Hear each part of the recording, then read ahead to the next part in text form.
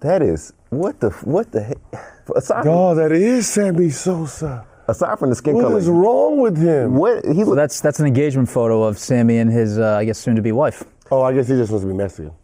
What is he? Wait, what? Mexican, because she looks Mexican. I don't know if that's what he was going. Was it? I don't know what he's going for. Because wasn't he dark? Yeah, he's like our complexion. I really thought bleaching was just A thing? just one of those things that people just talked about. I didn't actually think a motherfucker bleached their skin. I'm upset that he looked like John Wayne in that picture with that outfit. That shit is atrocious. That's what I'm more upset about rather than the bleaching at this point. That is really Sammy Sosa. I really thought y'all was bullshitting. No, that's Sammy Sosa, dog. It's Sammy Sosa. Oh, man. Oh, he's fucked.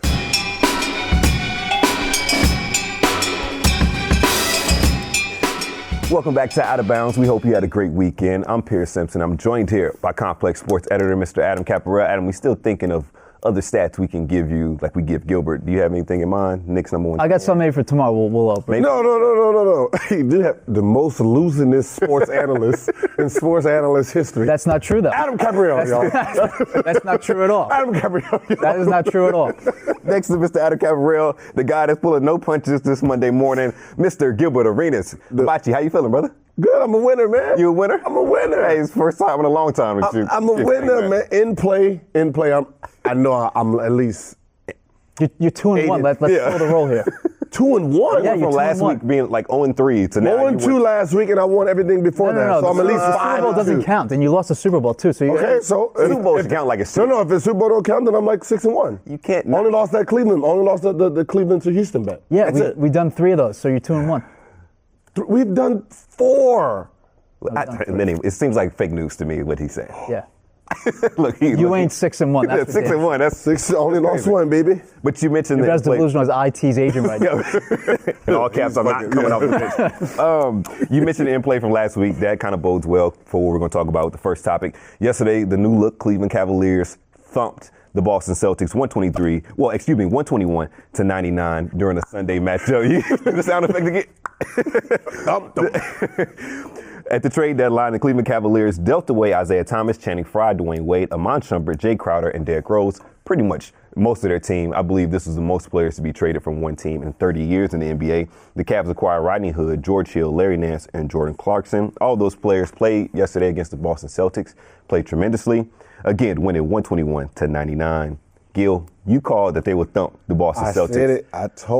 I told you. When you got LeBron on that sideline and you putting this team in front of him, especially in the East, you put the Boston. I told you what it is when they're going to come in there, treat them like some $10 hookers. Get a little ass and get out of there. And that's exactly what they did. No phone call back. Those new guys combined for 49 points. Cap, do we think this is the start of new things for Cleveland? Like, have they finally figured things out? I want to say let's slow the roll a little bit. I mean, There's a lot to be figured out with the new lineup and how these guys kind of slot in with their roles. It's great that they're more athletic. I mean, it's a big upgrade athleticism-wise compared to IT, Dwayne Wade, Jay Crowder, and Channing Frye, and so on and so forth. But again, what ails the Cavs, which I've said a million times, their defense, you didn't exactly pick up guys that are noted defenders except for essentially George Hill. All those other guys, you look at their analytics, they're not particularly good defenders. But yes, they are more athletic. So I'm not going to go crazy over one game. The Celtics right now are in a funk. They're playing like garbage. They desperately need to get the All-Star break. So again, crowning this like, Cavs are back. Cavs the team to they never win anywhere. They definitely went somewhere. The Cavs never win anywhere. It's LeBron. There's no team in the East. They were a dumpster fire 3 weeks ago. That's what you say. Boston's only 7 games in front of them. That's significant. That's a lot to make up in the NBA. That's not a lot. That is not a lot. So you're saying that's not a lot compared to where they who he is. LeBron James? Yeah, just like San Antonio. No matter where they fall, you don't want to put him in the first round. That's the same thing with LeBron. Like, no matter what his team looks like, beating him in the playoffs, 4 games, is a hard thing to do. Agreed. And Boston is just not that good to beat him. Did we? Him, not his team.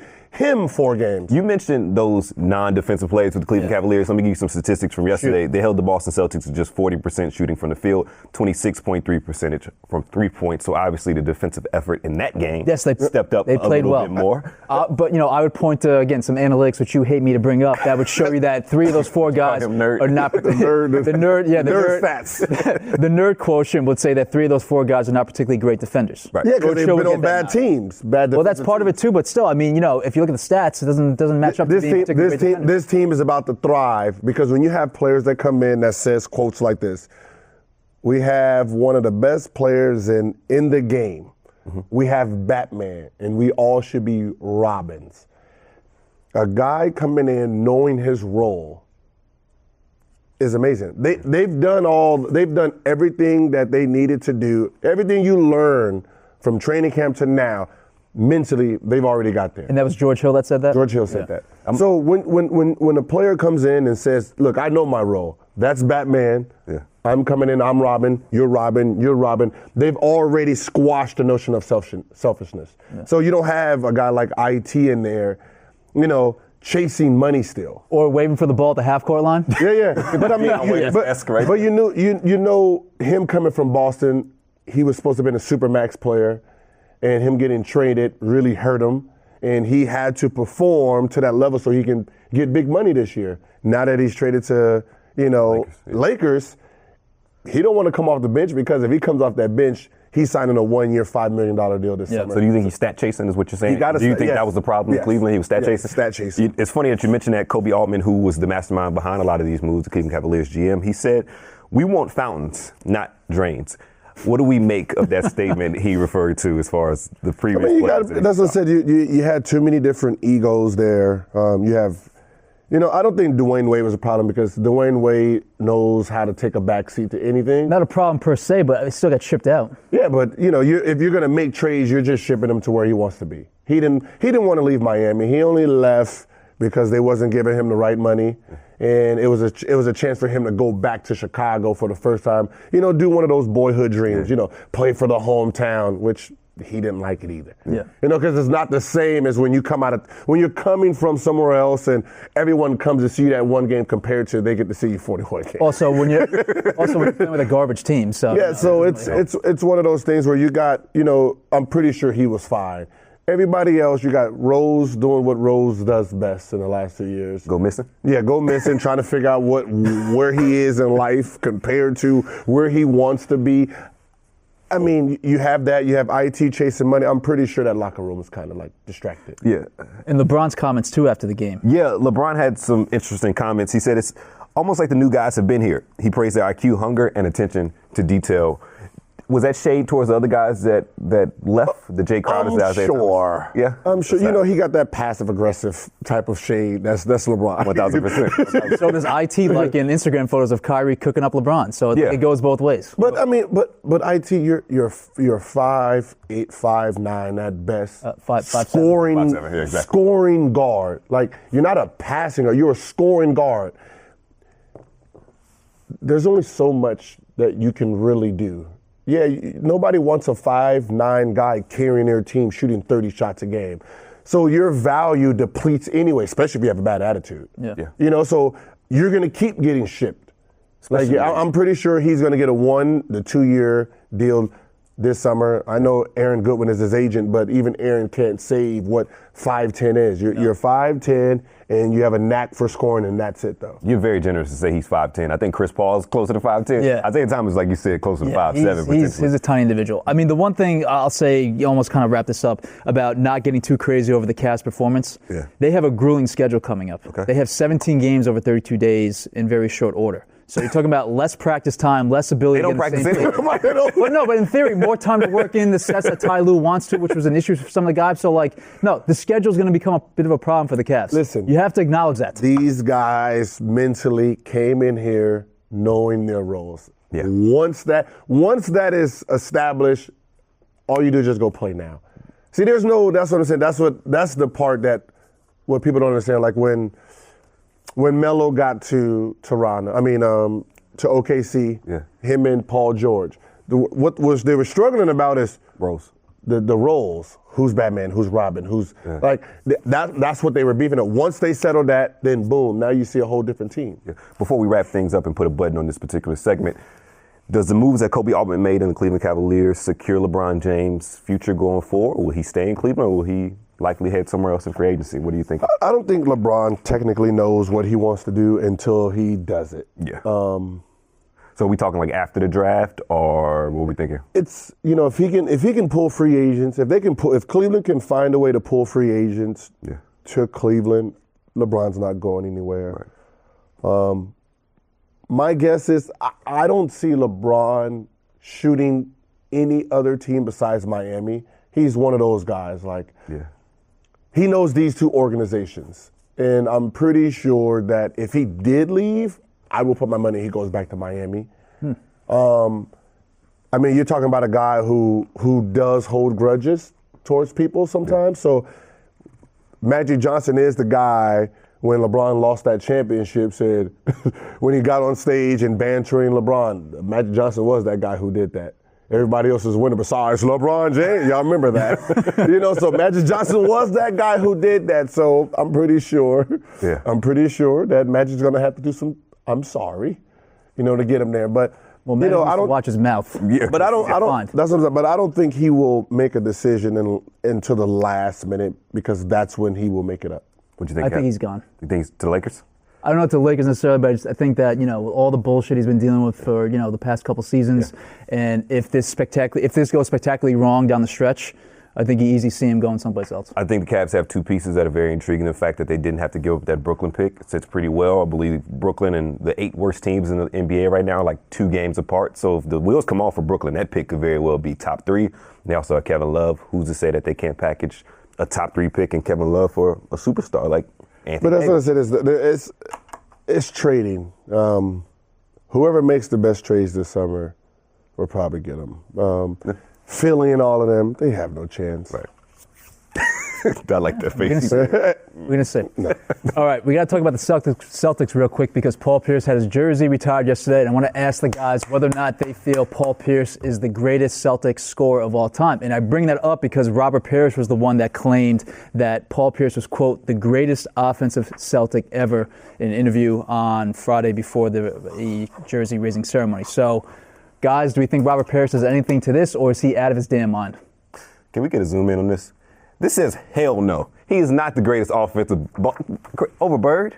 Agreed, yeah. I think over it's absurd. McHale. Yeah. Well, I mean, all right, so I'll give you some stats real quick. Paul Pierce is number 2 all-time in points scored for the Celtics, only behind John Havlicek. Larry Bird is number 3. But if you look at the stats and you crunch the numbers, there's no way in hell that Paul Pierce, a deserved Hall of Famer, a deserved having his jersey retired by the Celtics for sure, but there's no way in hell that Paul Pierce is the greatest Celtic scorer or offensive player in the team's history. Not even close. Not even close. I always do it like this. If you're second, you're second. You're not, you don't, I mean, that's disrespectful to John. Like, I'm holding the most points in Boston Celtics history. I'm the top dog. Until I'm beat, I'm the top dog, and unfortunately, Paul Pierce is second. Yeah, but what would you define the best score? Is that just straight up point score? Or are you talking about overall ability, like what you bring to the table in your offensive arsenal? Scoring. Yeah. Who scored the most? So you're going by point total. Points. I'm not Point talking about, total. I'm I don't give a shit if you average 24 for 6 seasons, and this man did 21 for 20 seasons. He's the top dog. So in your opinion, Larry Bird is third. That's what I'm saying. He's third. So where's he at on that list? He's on third, yeah. Third. That's where he's So at. that's what you're going off of? Third. How you're judging this? I judge You're it by dead wrong. You're dead wrong. I judge it by what you do. All right. Like, because you have a higher average because you played less years. But Gil. So Larry Bird didn't have down years of averaging 16, Gil, let's say this, 14, though. 13, 12. I got something that you're not going to be able to back out of this. I would say that you're a much better scorer than Vince Carter, but simply because Vince Carter played much longer and still playing into his 40s, he's going to have more points than you. But I wouldn't say Vince Carter More points total? total than you, but I wouldn't say Vince Carter's a greater offensive player than you were in your heyday. And you would agree. Am I right or wrong? I would Exactly. agree. So that argument is out When do the you way. want the nerds? When do you want the nerds? But this is Look, that throw When are off. you ready for the nerd stats? no. But what I'm saying is for that organization. Yes. It's not like these for that organization. He's falling second. I don't even No, think you're out of your mind. Larry Bird was a 3-time MVP. Woo! How many championships did he win with the Celtics? Numerous championships. How many? I didn't know championships count. But look, Well, no, but as a sport that helped him. I didn't know that counted towards All right, are you ready the ability of Are you ready scoring. for the stats? Run 'em Sure. Who had more all-time points per game? All right, Bird. Playoff scoring. Let's go to playoffs, where the cream really rises to the top. Playoff scoring: 23.8 points per game for Larry Bird. How many did Paul Pierce average? I'm pretty sure. 19? No. 18.6. Listen, I'm sure he didn't make the playoffs at all from 2003 to 2000. Larry Bird. Ready? Yeah, you don't know. Well, that's a problem. But also, but Larry Bird, field goal percentage career 49%. Paul Pierce 44. From three, Larry Bird 37%. Pierce 36. Effective field goal percentage 51 for Larry Bird, 50 for Pierce. Free throw percentage 88 for Larry Bird, 80 for Paul Pierce. And you want some analytics or no? You know what's so funny? Like, I'm going to actually lean more towards Paul Pierce now. Why? Why? I got one more for you when you're done with this, but go ahead. Because Paul Pierce is getting doubled because he was the only player on that sorry-ass team for him to score 40-something Excuse me. What about Bird was not getting launching from 35? Yeah, Bird wasn't getting doubled because he had a group of guys. You're going to get so the fact that his stats are barely this better than Pierce kind of. But time out. Let's also say this though: was Paul Pierce on those? Let's say from 2008 when the Celtic super team was formed until I'll give it 2012.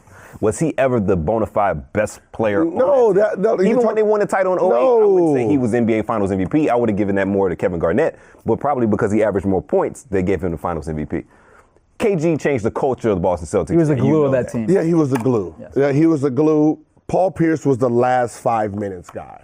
He was the closer of that team. He was a closer of that team. Yeah. You know, you had, because KG wasn't a closer, he was a closer of that team. So they had a great understanding of the game when he was there. An amazing faker of injuries. That too. Yes, the wheelchair. One more stat for you that seals the deal for me of why Larry Bird is the superior scorer for the Celtics. Mm-hmm. There are 7 players in NBA history that have had a 50, 40, 90 season. Larry Bird is one of them. Paul Pierce is most definitely not one of them. Because he got doubled and triple teamed. And Larry Bird didn't get doubled. No, Larry Bird was one of the best players in the 80s, if not NBA. Yes, but you got Larry Bird's a top 20 player. Okay, did Kareem get double teamed? I'm sure. No, because he got Magic Johnson, Kareem. You got all these other players with you. You're not getting double teamed if you have a super team. You're telling me Kareem never got double teamed? No, who they gonna double? Out of here. But that's just like saying Steph Curry and KD. They're not getting double teamed because there's so many other players on the court. You're getting. Yes, they do. No, you're not. Okay, no, they're not. So okay, what are they gonna double? They're gonna double step off of KD. So they're gonna double KD off of Klay Thompson every once in a while. No, so these guys' stats percentage is going to be high because they get to play one-on-one basketball. If you're getting doubled and you got to go through 3 to 4 fucking people every fucking night, your stats percentage is going to be lower. How are you shading Larry Bird right now? I'm not shading him. I'm just saying. I'm just saying he's third. You're out of your damn mind. Out of your damn mind. Gil, you didn't play with a super team. Did you get double teamed? Yes. I got double teamed, but I was cooking, baby. I was cooking. You know what I mean? I cooked, but you couldn't double me like you wanted to because I did have Antoine and Karan with me. But they tried. I was just faster than everyone. Oh, must be nice. Yeah. Yo, fellas, keep it. Bird is third. That's okay. Alternative facts. Keep it moving. I love how you blurted that out. Hey, this is Black History Month. Brother, go with the black man. Bird is third, okay? What are we going to do with him? Keeping things in Boston, the New England Patriots suffer a tremendous loss in Super Bowl 52 at the hands of the Philadelphia Eagles, and one Eagles player is taking shots at the Pats, and we're going to discuss things on the pull-up. Fellas, Philadelphia Eagles offensive lineman Lane Johnson threw some shade at the New England Patriots after they defeated them in Super Bowl 52 last week. He went on pardon my take and said this: I just think that the Patriot way is a fear-based organization. Obviously, did they win? Hell yes, they win. They won for a long time. Do I think people enjoy and can say I had a lot of fun playing there? No, I don't. That's just the God's honest truth. He continued things with, they're successful, but when they go to interviews, they act like fucking robots. Hey, stop being a dickhead. We can be cordial for a little bit. You only do this job one time, so let's have fun while doing it. Not to be reckless, but I'd rather have fun and win a Super Bowl than to be miserable and win 5 Super Bowls. I love how he said not to be reckless after he just rattled off a long list of cuss words. But Gil, what do we think about that? Would you rather win? This reminds me of Draymond Green. What do you mean? You are a champion. You just won the championship. You should be celebrated. Why the fuck do you give 2 shits about the Patriots organization. It's like when Draymond Green is throwing shots at LeBron during his championship. Like, why are these people still in your mind? You should be enjoying what you did. Maybe that shows how great they are. They're always. But that's what I'm saying. Patriots being a non-fun organization, I'm sure it's boring as fuck over there. But that's what you sign up for. You sign up for excellence. Yeah. You know, so they're not going to ever say anything wrong. They're not going to do anything wrong. I mean, because that's what they got there for. Or because Belichick would clip your balls off and you give bulletin board material. When you're going there for a championship. There's no fun. I've had enough fun in my life. I can have enough fun when I'm done. I'm going there to win championships. Like, how many Spurs players get in trouble? None, yeah. None. How many spaz off in the media? Zero. None. I mean, it's a controlled environment, but you're going there just for that reason. Be in control to win, to put yourself in the opportunity to win. Cap, do you think Lane Johnson has a point? To a degree, yeah. I mean, again, the notoriety or, being infamous for boring, bland, that comes from the top down from Belichick and Brady, your two stars, everyone kind of falls in line. And it's easy to do that when those two are great. But, there's also a cheating culture in New England. So, we can acknowledge that too with Spygate, Deflategate. But, we'll conveniently ignore that. Funny, the Jets fan just comes out the top ref. But as a fan, I don't understand how people are so in love with, I call them liars. Boy, okay. Liars. So, in the sense where, you remember growing up, you have your clean image people. Yeah. Right? And that's what was pushed. Your Tiger Woods, your Michael Jordans, your Michael Jacksons, like, the wholesome. But we all know those people are not really like that, but that's what they're pushing. Yeah. And that's what the New England way is. They're pushing you excellence. But come on, we know half of you guys are fucking dickheads. But then you don't like the guy who's actually telling you the truth and showing you who he really is. You don't like that guy. You like the robot. Yeah. You can't win as an athlete, though. Yeah, you know that. Yeah, you just be you. Like you this fake image of, let me kiss the baby on the head. Mwah! Get the fuck out of here. Or kiss your son in the mouth. But these are the same people. But these are the same people who's almost a teenager that do it during the camera. But you ask them for an autograph when the camera says, "Get the fuck out of here." They treat you like you're bums. Oh, don't touch me. But Gil, as a player, would you much rather value having fun and winning one title, or being miserable and winning 5? I thought fun is the process of trying to win a title. Yeah. I thought that is the fun, that you're working your ass off to get to that golden place to be a champion, and that's when you have your fun after you've won a championship. You got to remember, your career is short. As an athlete, we'll say 5, 10, Kobe 20 years. You can have all the fun you want after. Right. Win a championship, money, fun. So I feel like you would fall in line more with the Spurs way and the New England Patriots way. You'd be comfortable with that? Yeah, because that's what I said. When it's all said and done, you can have all the fun and joy after. So would you rather win titles with the Warriors or Spurs? Like, if you were a player, the culture-wise, would you be better off with the Warriors or Spurs? Like, I mean, you rarely have teams that have fun like the Warriors and like Cleveland with all the handshaking, and I mean, you have those. You have those. You rarely have those types. Yeah. Other than that, is whoever's consistent wins the most. Yeah. Hey. All right, honest answer. Hey, not mad at it. This kind of shocks me that you would go with the Patriots way as opposed to like the Eagles or the. I mean, but that's what I'm saying. You're talking about someone who won it once compared to someone who won it 5 times. So we know the way they do it, they're always lined up to be a champion compared to a one and done. Very fair. I respect it.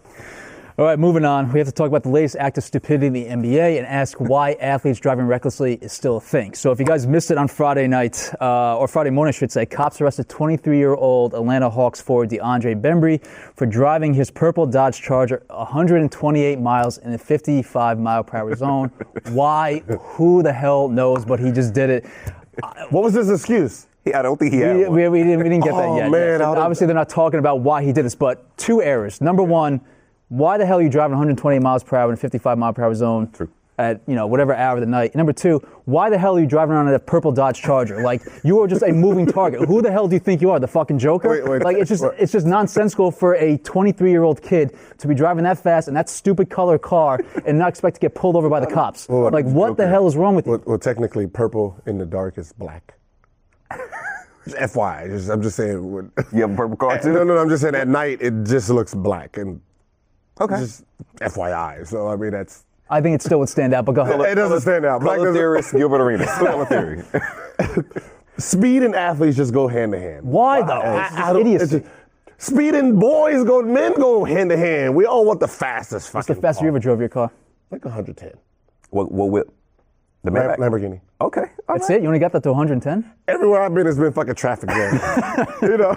DC was just, it was a second most, it's just traffic everywhere. Yeah. So it's like, but it's one of those things when you're young, you want to go fast. That's your whole life. But he's making $1.5 million That a year. doesn't- Whatever money you're making as a young athlete, go to a racetrack. That doesn't- Go rent out some place where you can just, rev the engine for a that stupid doesn't amount. Go to register. Arizona, the desert where no one's at. Why do you think a guy who makes $1 million, $2 million gets a Dodge Challenger? Because they get the soup of the fucking engine so it can go fast. That's the only reason. But here's the thing, like I don't. Why do you get a purple one? But why we've seen far. That's bothering me. But we've seen far too many times athletes' careers cut short due to death because of their driving habits and driving way too fast. We even remember with the Charlotte Hornets in the late '90s, early 2000s with Bobby Fields and David Wesley. Bobby Fields got in an accident, unfortunately passed away. As an NBA player, I would not go fast whatsoever in a car, motorcycle, anything. We've seen too many tragic stories. It's just what you do, man. Is it the competitiveness? I don't know. It's just me.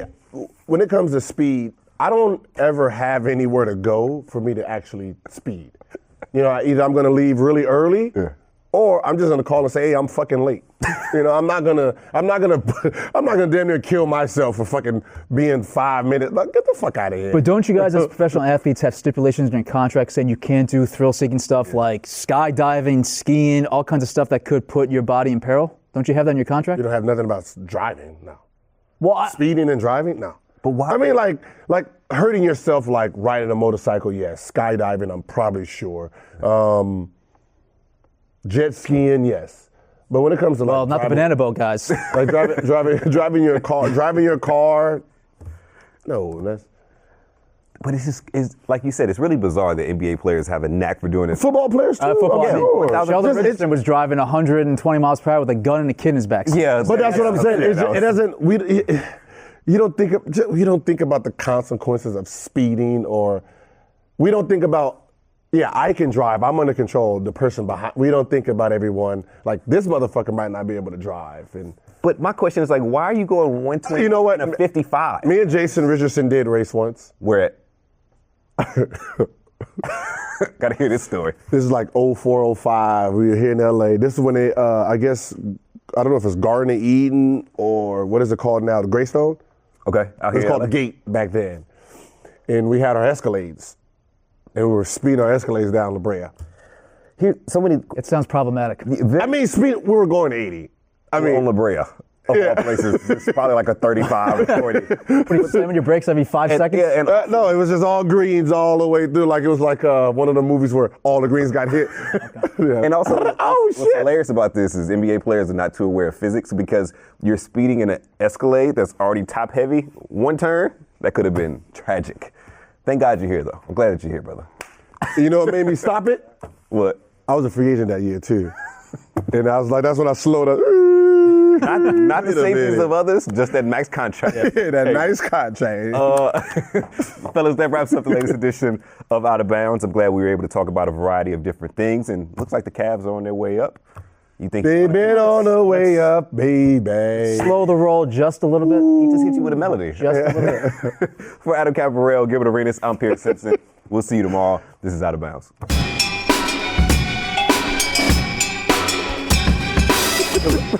All the commenters think he has a gambling addiction. He does. Nah, that's not accurate. That is it. It's called a pastime. When was the last? He said it with a straight face. I know, Pat. When it costs you money, it ain't no pass. That's a motherfucking job. What entertainment costs you? What form of entertainment costs you money? Strip clubs. Strip clubs. There you go. Hey, I was right. Yeah.